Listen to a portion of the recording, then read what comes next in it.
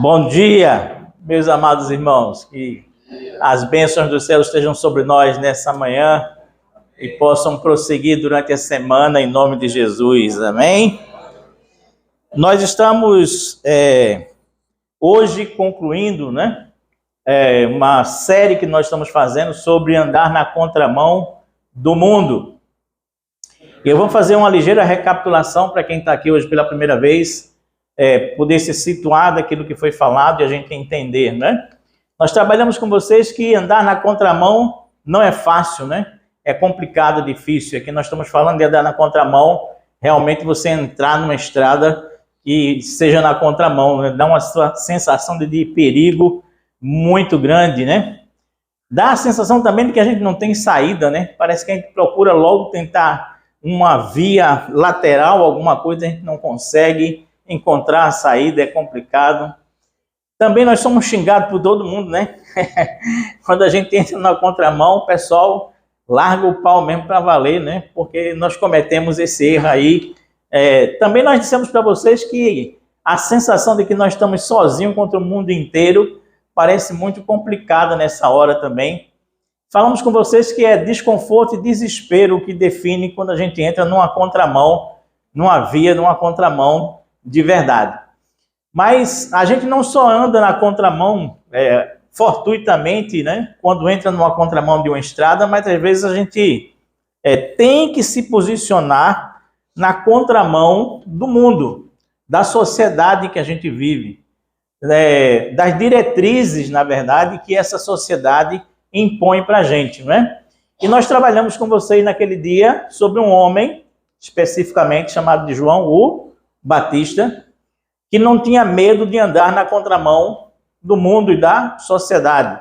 E nós vimos naquele dia que ele era um homem que andava na contramão da geografia do sucesso, lembra, né? Porque ele começa pregando justamente no deserto, né? O deserto que não era um lugar favorável para você iniciar um ministério de jeito nenhum. Você deveria começar um ministério dentro de uma cidade, não dentro de um deserto, como João Batista. Mas também ele andava na contramão da cultura, da aceitação da sua época, porque eu defini aqui cultura como sendo um conjunto de situações da sociedade que a gente se amolda a ela, né? Por exemplo, a moda mesmo. E João Batista, ele andava na contramão porque ele se vestia de quê mesmo? Quem lembra? Pele de camelo, e ele comia gafanhoto e mel silvestre. Imagine que prato delicioso não podia ser esse, não devia ser esse gafanhoto com mel silvestre.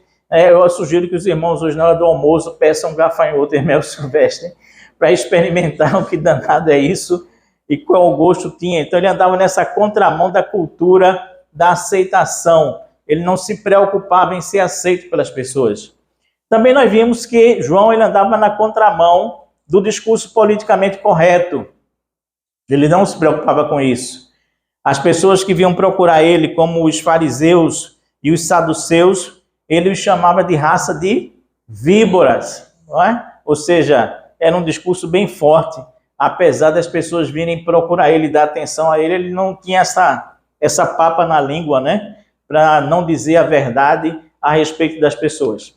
E finalmente nós vimos também que João ele andava na contramão da genética da presunção. Os filhos de Israel diziam que eram filhos de Abraão e que por isso, na verdade, eles estariam numa boa, né? Eram filhos de Deus, né? E João dizia assim, olha, acaba com essa história, porque na verdade até mesmo dessas pedras que estão aqui, Deus pode criar filhos a Abraão. Então isso não significa nada. Não significa nada você dizer eu sou da família tal, eu pertenço à sociedade tal. Não, isso não adianta de nada diante de Deus. Isso não vale nada diante de Deus. Isso foi a primeira reflexão que nós fizemos e perguntamos em qual mão nós estamos andando. Se nós estamos andando na contramão do mundo, ou estamos andando na mão do mundo. E aí veio a nossa segunda reflexão, que foi justamente essa sobre o outro personagem da vida de João Batista, chamado de Herodes. E Herodes era o homem que andava na mão do mundo. Lembra por quê? Nós dissemos que, primeira coisa, né? Quem anda na mão do mundo tenta esconder alguma verdade sobre si mesmo. não é?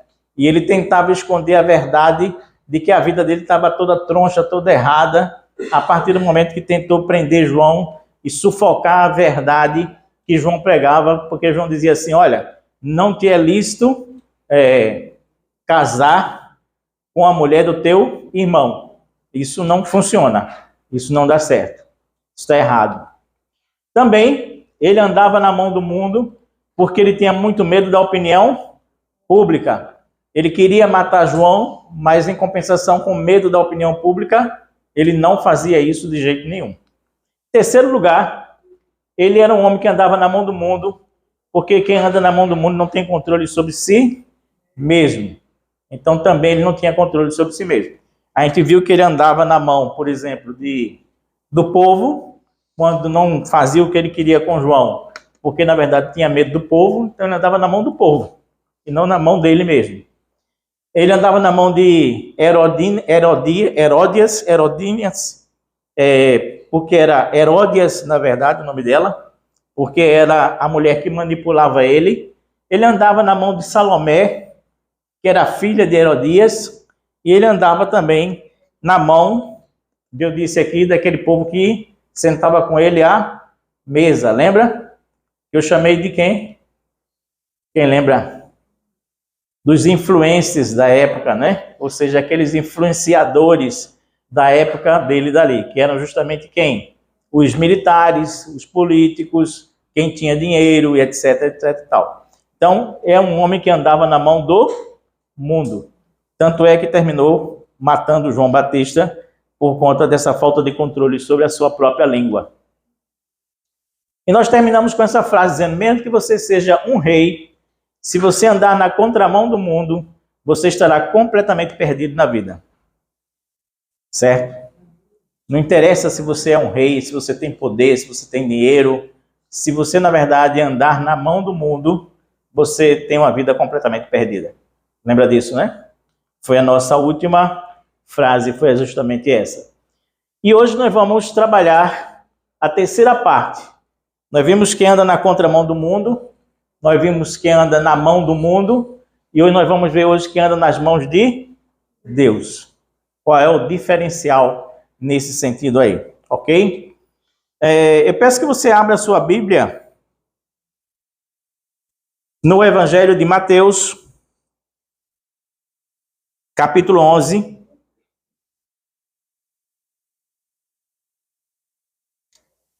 Mateus capítulo 11. Na primeira reflexão, o nosso grande personagem foi João Batista. Na segunda reflexão, o nosso grande personagem foi Herodes. Na terceira reflexão, que é essa de hoje, o nosso grande personagem vai ser Jesus. Ele é o narrador dessa história, tá bom? Diz assim o capítulo 11 de Mateus, versículo 1. E aconteceu que, andando Jesus de dar, Jesus de dar instruções aos seus discípulos, partiu dali a ensinar e a pregar na cidade deles. E João, ouvindo no cárcere falar dos feitos de Cristo, enviou 2 dos seus discípulos a Jesus, a dizer-lhe, és tu aquele que havia de vir, ou esperamos outro? E Jesus respondendo disse-lhes, ide e anunciai a João as coisas que ouvis e vedes. Os cegos veem, os coxos andam, os leprosos são limpos, os surdos ouvem, os mortos são ressuscitados, aos pobres é anunciado o evangelho, e bem-aventurado é aquele que não se escandalizar em mim. E prossegue Jesus dizendo, e partindo eles, começou Jesus a dizer às multidões a respeito de João, o Batista, que fostes ver no deserto? Uma cana agitada pelo vento? Sim. Que fostes ver no deserto? Um homem ricamente vestido? Os que trajam ricamente estão nas casas dos reis. Mas então, o que fostes ver no deserto? Um profeta? Sim, vos digo eu, e muito mais do que um profeta. Porque é este de quem está escrito, eis que é diante da tua face envio o meu anjo, que preparará diante de ti o meu caminho, o teu caminho. Em verdade vos digo que, entre os de mulher, entre os que têm nascido de mulher, não apareceu alguém maior do que João o Batista, mas aquele que é o menor no reino dos céus é maior do que ele. E versículo 14 diz assim: e se quereis dar crédito, é este o Elias que havia de vir. Ore comigo. Pai amado, Deus bendito, nós estamos buscando a tua presença nessa hora. Te buscamos porque queremos efetivamente que a tua palavra ela seja pregada por ti e não por mim. Que o teu divino Espírito Santo possa nos tomar, nos tocar, nos encher, nos preencher esse lugar. Que o teu divino Espírito Santo seja aquele que vai nos ensinar, que vai trazer a tua palavra para nós, para os nossos corações. Que nós possamos sair daqui de maneira diferente do que nós entramos, porque tivemos um encontro contigo, Pai. Pai bendito e Deus de amor, muito obrigado pela tua graça, muito obrigado pela honra de ministrar a tua palavra mais uma vez, mesmo sem merecer, porque essa é uma honra muito grande. Em nome de Jesus nós te oramos. Amém, amém e amém. Você sabe aqueles momentos que, por mais convicto que a gente esteja, de repente, às vezes, bate uma dúvida na gente, bate assim uma certa incerteza a respeito de alguma coisa. Assim aconteceu com João Batista, mais ou menos no meio do ministério dele. Ele já estava preso. Ele estava naquele instante em que Herodes tentava subjugá-lo para fazer com que a verdade não aparecesse a respeito dele. Nesse momento, na masmorra do palácio, preso, João ouve algumas informações a respeito de João, aliás, a respeito de Jesus Cristo, do que Jesus Cristo estava fazendo. E ele diz assim: bom, será que esse é mesmo o Messias? Porque apesar dos feitos que ele tem realizado, a coisa não está andando como deveria andar. Por exemplo, eu estou preso aqui. Eu estou enclausulado. Eu estou sem exercer o meu ministério, sem fazer aquilo que era a proposta para que eu fizesse. Ser, na verdade, esse que vai adiante do Messias para pregar o evangelho e preparar o caminho para ele. Então, dentro dessa masmorra, João resolve procurar informação, buscar informações. Irmãos, lembram que naquela época não tinha WhatsApp, né? Se tivesse um WhatsApp, seria fácil saber as informações de fora, né? Afinal de contas, dentro dos presídios hoje aqui, sempre tem um telefone celular disponível para qualquer preso que queira um telefone celular. Enfim, naquela época não tinha. Como não tinha, ele tinha que mandar alguém buscar informação e trazer essa informação para que ele pudesse ter a certeza do que estava acontecendo. Ele estava nessa situação, nessa condição que os irmãos estão vendo aqui nesse momento. Eu vou pedir a Antônio que apague só essa luz daqui da frente. Não precisa ser tudo não, senão o pessoal não me vê, Antônio. Só essa aqui. A gente tem uma discussão lá em casa enorme essa semana, né? A gente mantém essa luz apagada para o pessoal ver essas imagens que você procura tanto, ou a gente não tem luz, fica com a luz acesa e o pessoal não vê as imagens. Então, eu vou mandar de vez em quando apagar para o pessoal ver as imagens, depois a gente retorna ligando mais uma vez. A situação era mais ou menos essa. Diante dessa situação, então, João diz assim: vai lá 2 dos meus discípulos procurar informação a respeito de Jesus e saber dele se ele realmente é esse Messias que havia de vir, se esse é esse instante realmente que nós estamos esperando ou não para o povo de Israel. É nessa circunstância, portanto, que Jesus Cristo vai receber esses 2 discípulos de João e vai dar a resposta que precisava.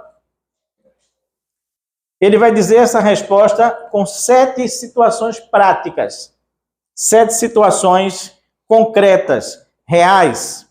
Ele recebe os discípulos de João e diz assim: olha, responda a João dizendo o seguinte, preste bem atenção. Primeira coisa, os cegos veem, os coxos andam, os leprosos são limpos, os surdos ouvem, os mortos são ressuscitados, aos pobres é pregado o evangelho. E, preste atenção a essa frase, que fecha, que coroa, ele diz assim, bem-aventurado é aquele que não se escandaliza em mim, Jesus. Guarde bem essa expressão, porque eu vou voltar a ela no final, tá? Ou seja, a resposta a João é dada através, na verdade, de 7 situações práticas que estavam sendo vividas naquele instante, naquele momento. Tirada essa dúvida, Jesus Cristo faz uma indagação. Qual é a indagação de Jesus que a gente leu aqui no texto? Quem lembra ainda? Preste atenção. Eu sempre digo, né? Vamos ler a Bíblia sem ser de carreirinha, mas pausadamente, entendendo.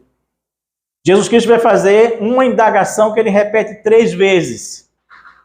Vê bem, tinha a dúvida de João. Jesus responde à dúvida de João. Tirada a dúvida de João, os discípulos vão embora, fica a multidão com Jesus. A indagação que Jesus faz é: qual? Que fostes ver no deserto. Ou seja, ele diz assim, eu vou agora elucidar o enigma a respeito de João Batista. Eu vou agora explicar quem é esse homem chamado João Batista. E a indagação que ele faz é essa. O que foi que vocês foram ver no deserto? Quando vocês iam para ser batizado por João, quando vocês iam, na verdade, para que ele pudesse pregar para vocês.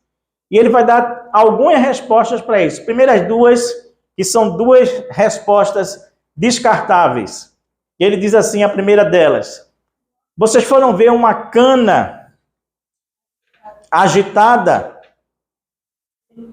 pelo vento? O que é que ele está dizendo com isso?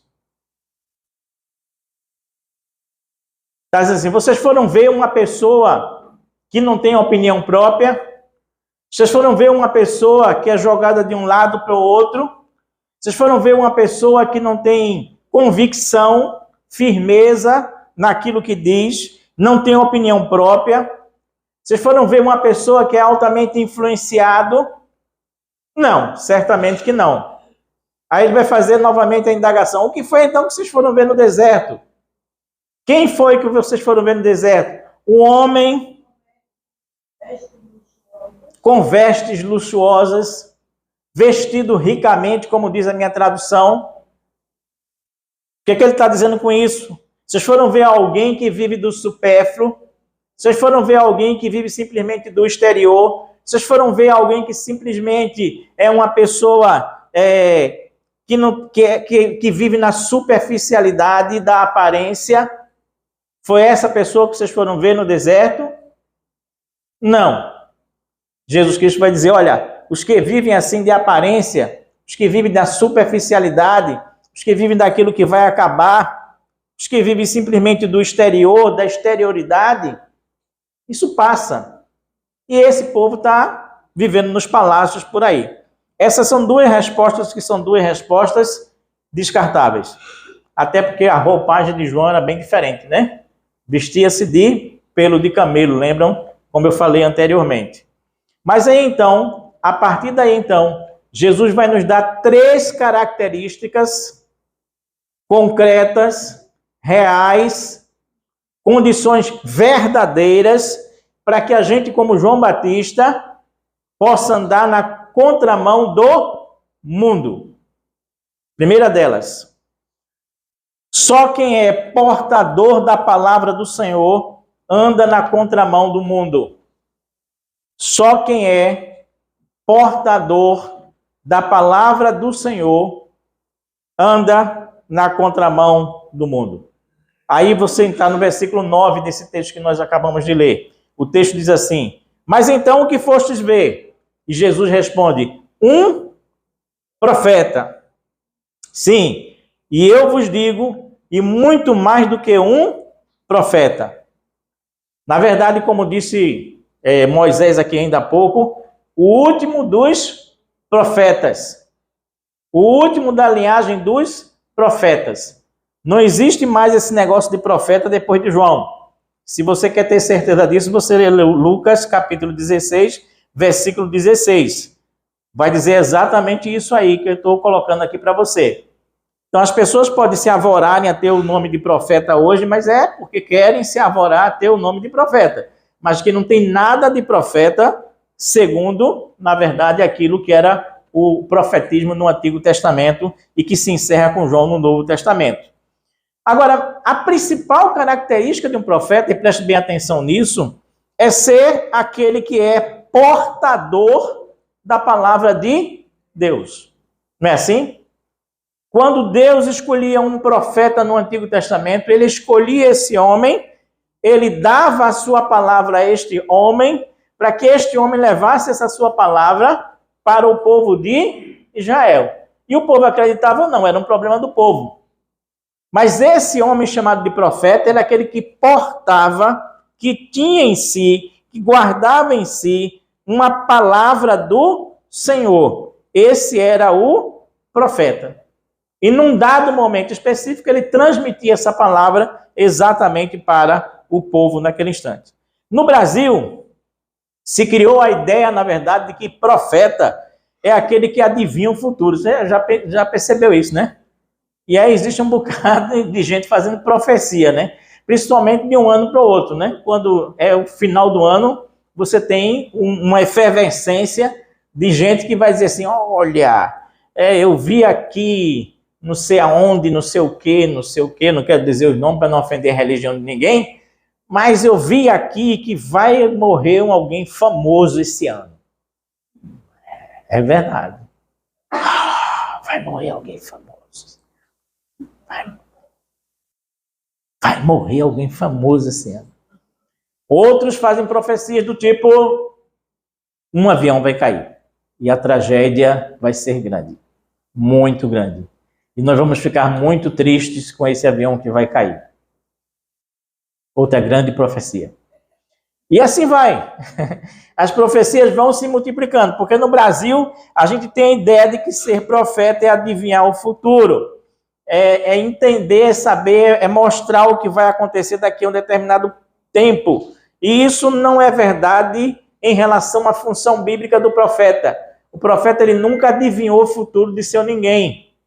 Não era essa a ideia. Ele recebia a palavra do Senhor, portava consigo essa palavra e levava essa palavra para o povo de Israel. E essa palavra nem sempre, ou quase sempre, não era agradável ao povo. De maneira que os profetas eles sempre nadavam contra a maré. Eles sempre eram portadores de palavras duras. Palavras muito, muito duras em relação à sociedade. Eles andavam na contramão dessa sociedade. As mensagens dele, costumeiramente, eram todas rejeitadas. Nunca eram absorvidas pelas pessoas. De jeito nenhum.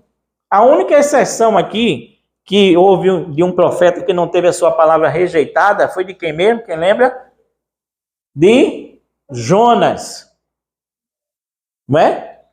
Jonas, ele insiste em não ir, mesmo sendo portador da palavra, ele insiste em não ir pregar essa palavra, mas quando ele vai e prega essa palavra, a cidade de Nínive toda se converte. Aliás, Jonas não, né? É Jonas? É, né? Agora bateu uma dúvida aqui. É Jonas mesmo, né? Falando de Jonas. É Jonas mesmo. Ele é o único sujeito que tenta fugir de levar a palavra de Deus, mas ele é obrigado a voltar, prega essa palavra de Deus, a cidade toda se converte e ele fica mal satisfeito, aborrecido. Eu não disse a tu? Eu disse, tá vendo? Que se eu fosse daí e pregasse e o povo se arrependesse, você ia perdoar. E ele fica aborrecido com isso, né? O único cara que fica aborrecido porque a pregação dele dá certo lá no Antigo Testamento, tá? Com João o Batista não foi diferente. Ele era portador da palavra de Deus. E a rejeição a essa palavra era concreta. Por isso ele andava na contramão do mundo. Porque ele era portador da palavra de Deus. Ele carregava com ele mesmo essa palavra de Deus. Você está entendendo o que é portador da palavra de Deus? É você carregar com você essa palavra de Deus. E toda e qualquer pessoa que for um portador da palavra de Deus, ele vai ser rejeitado pelo mundo. Ele vai andar na contramão do mundo. Eu quero propor um exercício para os irmãos essa semana. Um exercício muito simples, muito natural. Tem gente que já está ficando meio preocupado, né? Quero propor um exercício muito simples para você essa semana. Faça o seguinte, para você entender o que é ser portador da palavra de Deus. Essa semana, quando você for para o trabalho amanhã, certo? Quando você for para o trabalho amanhã, você pega a Bíblia, bota debaixo do braço e leva com você para o trabalho. Chegar no seu trabalho, você coloca essa Bíblia em cima da sua mesa e deixa lá. Se você for para a escola, faça o mesmo. Bote a Bíblia no seu material escolar, leve para a sua sala de aula e deixe lá. Se você for para uma diversão qualquer, junto com amigos, conhecidos, pegue a Bíblia. Não é o celular não, viu? Não, porque minha Bíblia está no celular. Não, não é o celular não. É a Bíblia, tá? Pegue a Bíblia e leve com você também. E coloque lá em cima da mesa, onde você estiver almoçando com seus amigos, com os seus conhecidos ou com sua família, e coloque ela lá em cima da mesa. Não diga uma palavra. Não abra a Bíblia. Não pregue o Evangelho. Simplesmente porte a palavra. Simplesmente carregue ela consigo. Simplesmente leve ela consigo. E veja o que vai acontecer. O que vocês acham que vai acontecer? Sabe o que vai acontecer? Você vai experimentar manifestações do que é andar na contramão do mundo.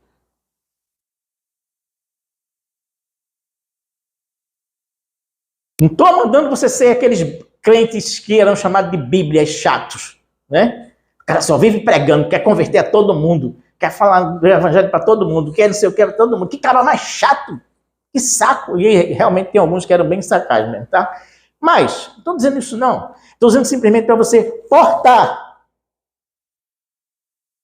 andar, levar consigo, não escondido, mas abertamente a palavra de Deus. Faça isso e veja o que é andar na contramão do mundo.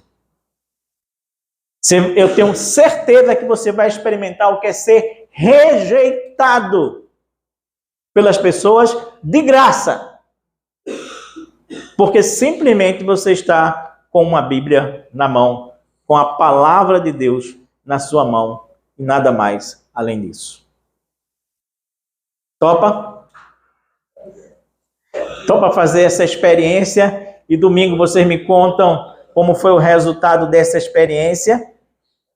Agora, por favor, não pregue, não fale nada. Apenas porte a palavra de Deus como um profeta portava a palavra de Deus. Só isso e nada mais.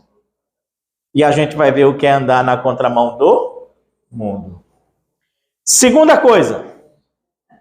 Primeira coisa que eu disse foi o quê? Só quem é um portador da palavra do Senhor anda na contramão do mundo. Se você não tiver essa palavra dentro de você, você não vai ter coragem de andar na contramão do mundo não, viu?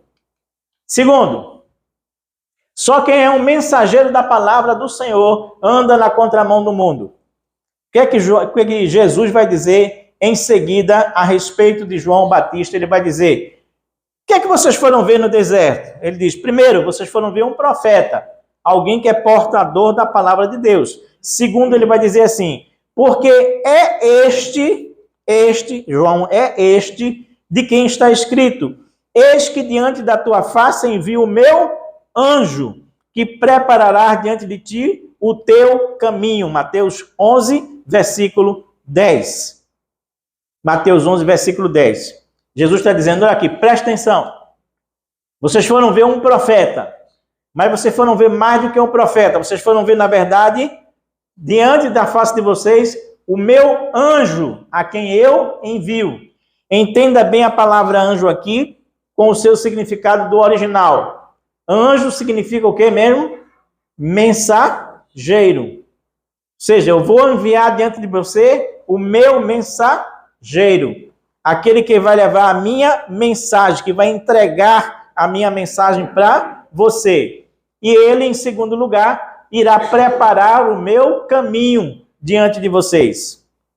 Para compreendermos, portanto, esse texto, a gente precisa compreender o termo mensageiro e a gente precisa entender também o que significa esse negócio de preparar o meu caminho.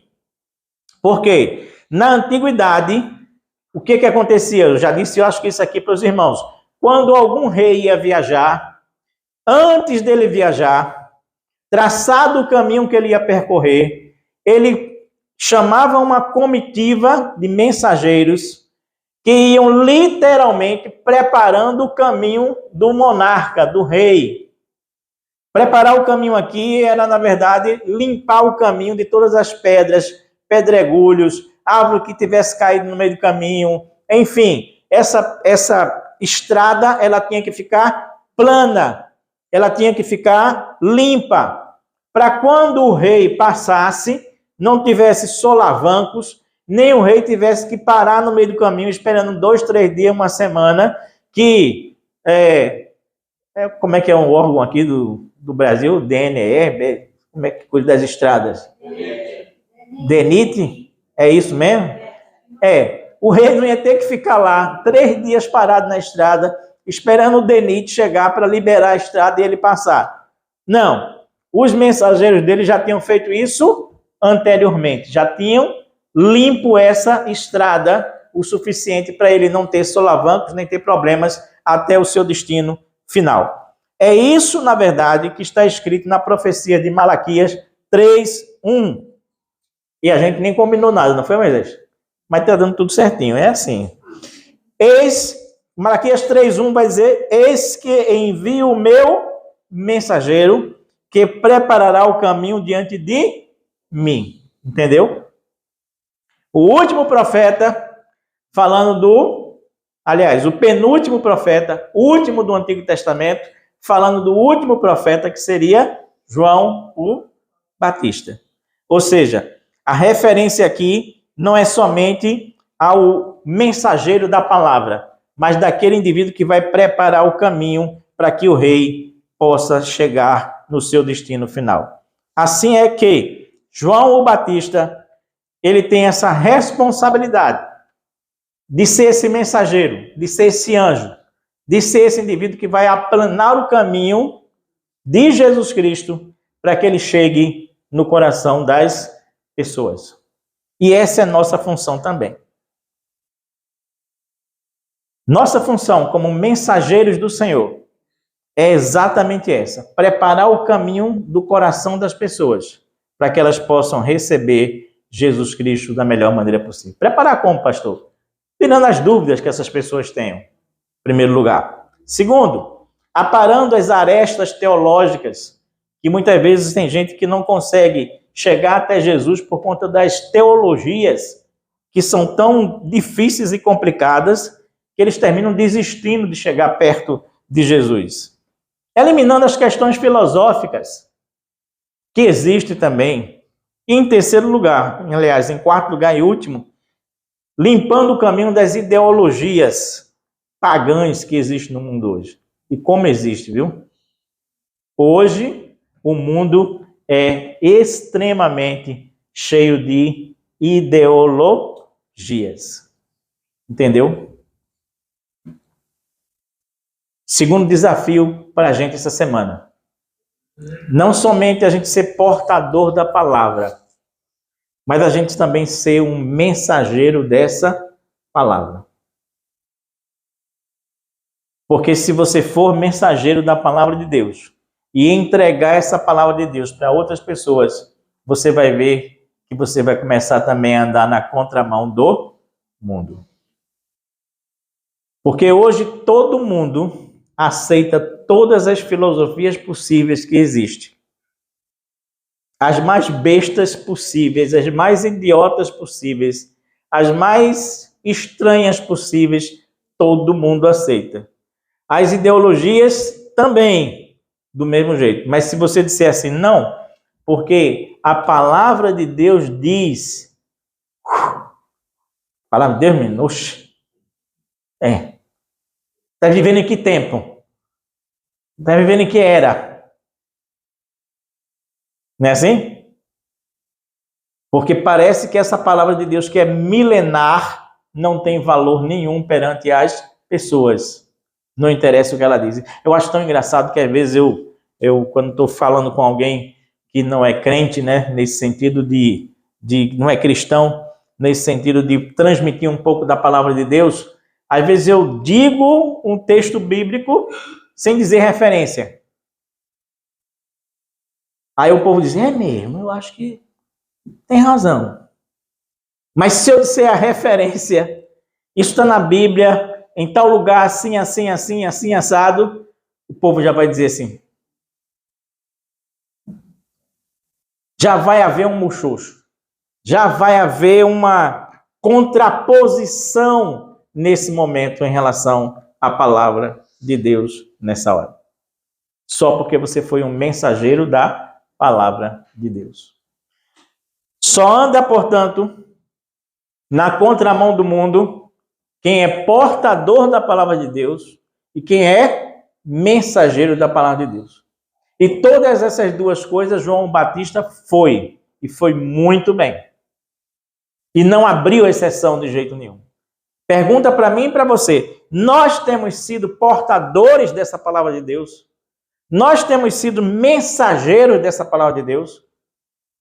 Por exemplo, nós temos levado essa palavra de Deus para dentro da nossa casa, para os nossos parentes e familiares que não são cristãos ainda? Meu irmão querido, deixe-me dizer uma coisa assim com uma coisa das antigas.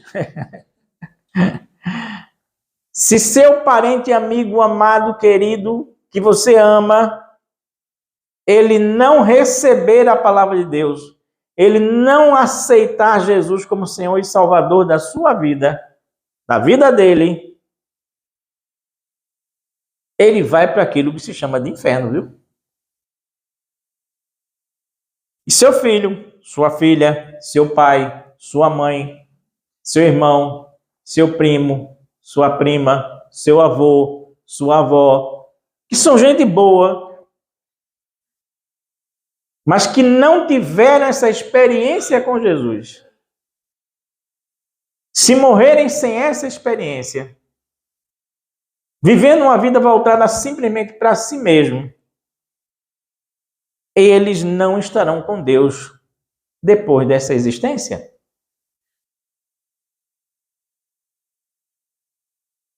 Eu acho que alguns aqui não estão gostando muito dessa conversa.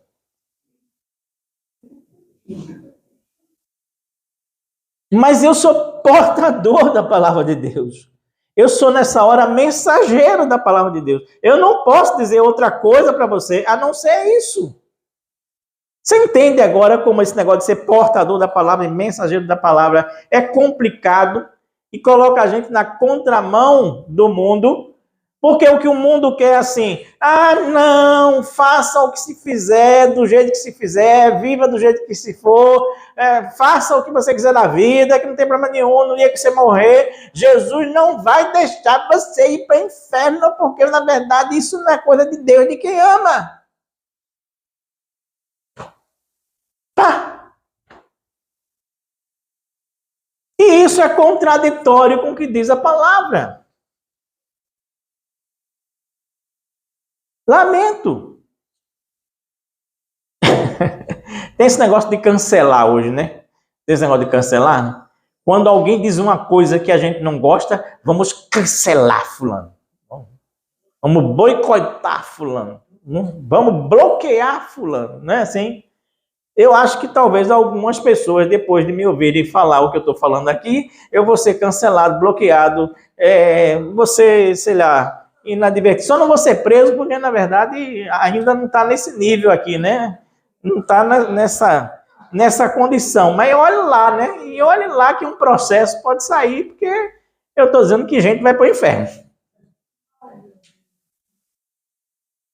Mas vai. E entende inferno aqui? Não precisa necessariamente ser aquela imagem que se tem de inferno como a ausência completa e absoluta da presença de Deus. Estou fazendo mestrado, a gente está estudando justamente na matéria apologética o destino das pessoas pós-morte. E a gente está estudando céu e inferno. E uma das definições de inferno é justamente essa. É a completa e absoluta ausência de Deus.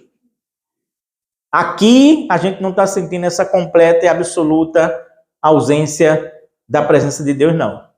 A gente está sentindo presença de Deus. Mas lá não. Lá é diferente. E não tem mais volta. Passou aquela esquina de uma vida da vida para a morte e da morte para a vida em seguida, não tem mais volta de jeito nenhum. Voltando. Em primeiro lugar, só anda na contramão do mundo quem é portador da palavra de Deus. E em segundo lugar, quem é mensageiro da palavra de Deus. E em terceiro lugar, só vai na contramão do mundo quem segue adiante no espírito e no poder de Elias. Não é assim que diz o texto aí? Lucas capítulo 1, versículo 17, irá dizer assim para a gente. E irá diante dele, a respeito de João Batista isso, né? E irá diante dele no espírito e poder de Elias, para converter os corações dos pais aos filhos e os rebeldes à prudência dos justos, com o fim de preparar ao Senhor um povo bem disposto, diz Lucas 1, versículo 17. Esse texto, na verdade, ele está naquele contexto do anúncio do nascimento de João Batista. E quando se anuncia que João Batista vai nascer, os irmãos lembram como foi, né? Zacarias, o pai dele, estava de serviço no templo, foi levar o sacrifício lá dentro do Santo dos Santos para o Senhor. E lá dentro, na verdade, ele dá de cara com um anjo, ele era inesperado isso, mas ele dá de cara com um anjo, e o anjo diz para ele assim, olha, vai nascer, a tua oração foi ouvida. A primeira coisa foi isso, né? Ele ficou logo espantado. Que oração? Que oração? Quando? Foi que eu orei que você está dizendo que vai ser atendido. Aí o anjo vai dizer assim, olha, o filho que você pediu vai nascer. Mas o anjo não diz apenas isso. Ele diz assim, eu vou fazer aqui 7 promessas a respeito do teu filho. Quais são as 7 promessas? Primeira delas, a tua mulher te dará à luz um filho. 1. Terás prazer e alegria nele. 2. Muitos se alegrarão no seu nascimento. 3. Ele será grande diante do Senhor. 4. Será cheio do Espírito Santo. 5. Converterá muitos dos filhos de Israel ao Senhor seu Deus. 6. Irá adiante dele, no quê? No Espírito e no poder de Elias. Irá diante dele no Espírito e no poder de Elias. Para a gente entender essa expressão final aqui, que era a mais importante de todas, é preciso a gente entender que história é essa de andar no Espírito e no poder de Elias. Lembra o texto que eu comecei o culto hoje falando? 2 Reis, capítulo 2, versículo de 2 em diante.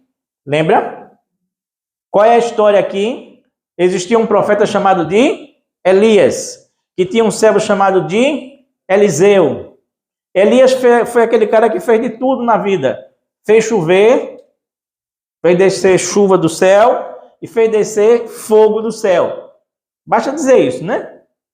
Sem contar aquele desafio aos 450 profetas de Baal e muitas outras coisas que ele fez também. Beleza?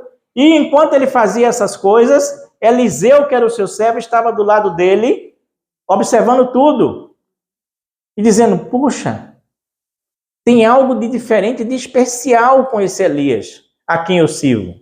E ele era um servo, acompanhante, omisso, obscuro, alguém não visto, até o momento que Elias é arrebatado ao céu. E é naquele momento que eu situei aqui para os irmãos, dizendo que Elias chega e diz assim, olha, fica aqui que eu vou para Betel. Aí ele diz, não, eu vou com você. Aí Elias chega em Betel aí, diz assim, olha, fica aqui Eliseu que eu vou para Jericó. Aí ele, não, eu vou com você. Aí chega em Jericó, aí Elias diz, olha, fica aqui que eu vou para o Jordão. Aí ele, não, eu vou com você. E eles passam pelo Jordão a pé enxuto, porque Elias joga a sua capa ali, abre o rio, e eles dois passam a pé enxuto pelo rio. Chega do outro lado do rio, Elias olha para a cara dele assim, já não consigo me livrar de tu de jeito nenhum, né? Não tem forma de eu me livrar de tu. Me diz o que é que tu queres que eu te faça. Diz para Eliseu. Aí Eliseu vai dizer uma coisa que é fantástica. Ele podia pedir qualquer coisa ali, né? Qualquer coisa. Ele sabia do espírito e do poder de Elias. Mas ele diz, eu quero uma porção dobrada do teu espírito. Do espírito que está em você. É isso que eu quero. É isso que me interessa. Elias olha para a cara dele e diz assim, cara, tu não podia pedir alguma coisa mais facinha, não? Tu caprichasse, hein? Porque ele pediu para Elias a única coisa que Elias não podia fazer. Porque o espírito e o poder que estavam em Elias era o espírito e o poder de Deus. Nunca somos nós, meu irmão. Nunca somos nós. Nunca somos nós. Nunca somos nós. É Ele através de nós. É Ele que nos usa. É por isso que eu posso orar hoje por um milagre e o milagre acontecer aqui na frente da gente. Mas se eu orar daqui a uma semana, eu não garanto que vai ter milagre de novo como eu fiz essa semana passada. Entendeu? Porque nunca somos nós. É a vontade de Deus, é o propósito de Deus, é a soberania de Deus, é o poder de Deus, é o Espírito de Deus através de nós. E só. Eliseu, portanto, ele tem uma sacada que é extraordinária. E a sacada é dizer, olha, eu quero a porção dobrada do teu espírito e desse poder. É isso que eu quero. Agora, meu irmão, entenda bem uma coisa aqui.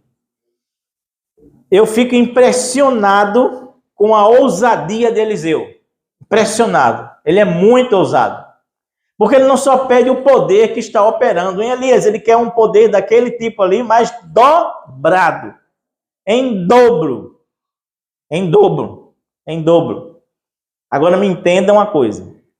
Quando a Bíblia fala de unção, de sermos ungidos, na verdade, ela está falando de Deus dar para a gente a capacitação que a gente precisa para servi-lo da melhor maneira possível. Entendeu? Não fique pensando que Eliseu aqui pediu porção dobrada para ser o cara, eu vou ser maior do que Elias, eu vou fazer mais do que ele, eu sou o homem, eu tenho a força, porque está em dobro, se tinha muito em Elias, está em dobro em mim. Unção não é isso, meu irmão.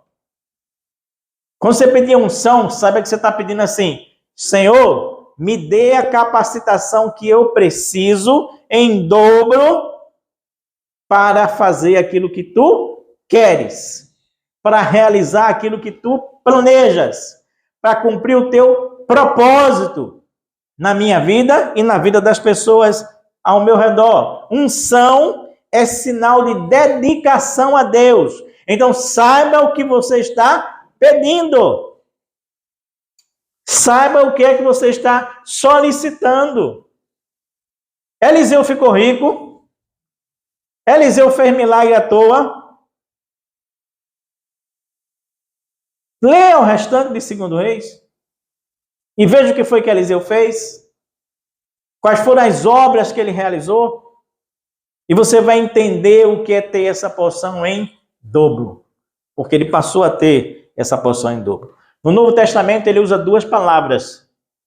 Ele diz assim, no espírito, que é a palavra pneuma, e no poder de Elias, que é a palavra dinamis. Ou seja, o que o texto está dizendo é exatamente assim, olha, você, João Batista, tem a promessa de que você já vai nascer com esse espírito e esse poder, esse dínamo, essa energia, essa dinâmica para fazer aquilo que Deus quer. Então, espírito e poder de Elias aqui é ter aquilo que nos fortalece, aquilo que nos dá força, que nos fortifica para termos coragem para enfrentar o mundo na contramão. Porque andar na contramão não é fácil, é muito difícil. E para complementar, aí mesmo em Mateus capítulo 11, versículo 14, Jesus chega e diz assim, e se quereis dar crédito, é este o Elias que havia de vir. É este o Elias que havia de vir. Ele deixa claro quem é João Batista aí? Deixa, não deixa? Primeiro, João é um profeta, portador da palavra de Deus. Segundo, João é um mensageiro da palavra de Deus.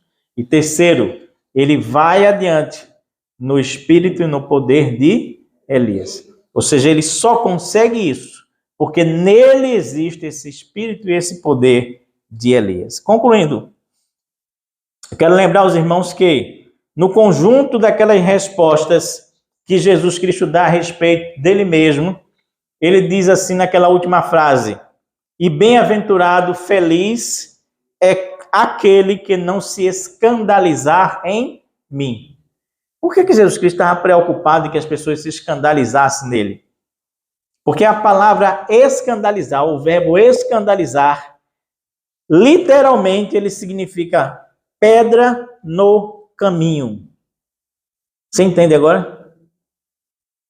O que Jesus está dizendo é assim, olha, e feliz será aquele indivíduo que não olhar para mim como uma pedra no meio do caminho.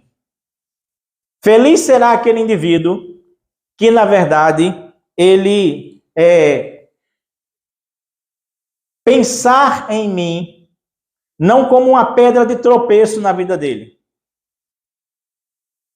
Algo que é um incômodo. Algo que faz ele tropeçar e cair. E é por isso que João vem exatamente para fazer esta limpeza do caminho. Vai à frente para limpar o caminho. De modo que não haja nenhum impedimento, nenhuma pedra para ninguém chegar até Jesus nesse instante. E por último, eu quero dizer para os irmãos que não é proibido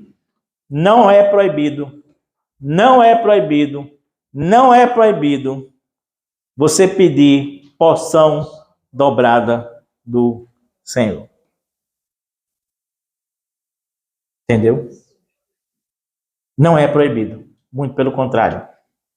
É incentivado você pedir essa porção dobrada do Senhor. Imagine, ouse ser como Eliseu, ouse ser como João Batista, ouse dizer assim, eu quero uma unção tal que eu possa produzir o dobro do que eu já produzi até hoje para Deus. Imagine assim, eu quero hoje ter uma porção dobrada da leitura da palavra de Deus que eu faço. Eu quero hoje ter uma porção dobrada das orações que eu faço.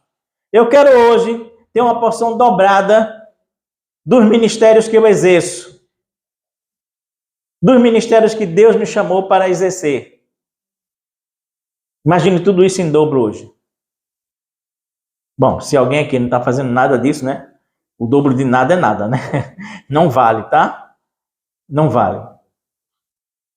Mas se você tem algum tipo de vida cristã, imagine você fazer o dobro do que você faz hoje. Entende? O dobro. E aí você vai começar a caminhar como um portador da palavra de Deus, como um mensageiro da palavra de Deus. E como alguém que tem em si o espírito e o poder de Elias. Porque o espírito e o poder de Elias não é exclusivo de Elias. Não é exclusivo de Eliseu. Não é exclusivo de João Batista. Mas ele está disponível a cada um de nós que se comprometer a buscar efetivamente esse espírito e esse poder. Faça dessa reflexão a sua oração hoje. Comece a buscar esse espírito, esse poder em dobro, no nome de Jesus. Amém.